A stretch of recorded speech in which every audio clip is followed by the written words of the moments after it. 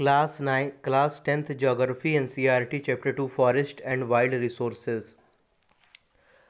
First heading Biosphere, part of the earth which is covered by living organisms, both plants and animals.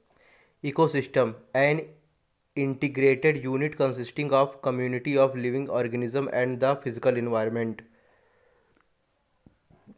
Third heading Flora, plants of particular region and period of referred to as flora. Fourth, fauna, species of animals are known as fauna. Forest, extensive area covered with trees. Wildlife sanctuary, a reserved area for preserving natural beauty, example wildlife. Biodiversity, it is a sum total of all varieties of species of plants, animals and microorganisms living on the earth. Fourth, wasteland, land which is not fit for cultivation. Fourth, normal species, the species whose population levels are considered to be normal for their survival, such as cattle, cell, pine, rodent, etc. Endangered species, the species which are in danger of extinction. Fourth, vulnerable species, these are some species whose population has declined to levels from where it is likely to move into the endangered category of the near future if it is negative, if the negative factors continue to operate.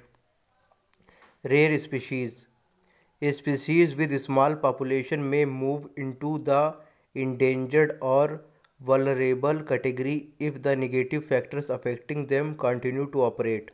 Endemic species, these species which are only found in some particular areas, usually isolated by natural or geographical barrier, example Nicobar pigeon. Extinct species, these are species which are not found after research of known or likely areas where there may occur. A species may be extinct from a local area, region, country, continent or the entire earth. Example of such species are the Asiatic cheetah, pink head duck. The Indian Wildlife Act, it was an act implemented in 1972 with various provisions for protecting natural beauty, natural habitat. Reserved forests, these are the most valuable forests as far as the conservation of forest and wildlife resources are concerned.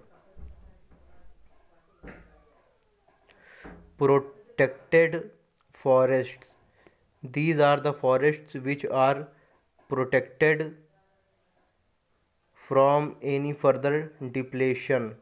Unclassed forest, these are forests and wasteland belonging to both government and private individuals and communities.